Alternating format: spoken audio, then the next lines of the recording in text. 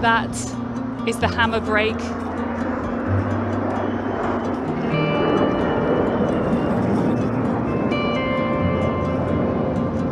And that is the roar of those engines.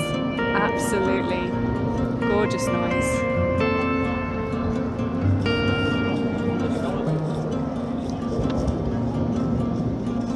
As we wait for them to come back around, Alpha San made their first public appearance in January 2010. On the 20th of January, it was a simple flyby at the graduation ceremony for pilots and aircraft control students at Khalifa bin Zayed Air College.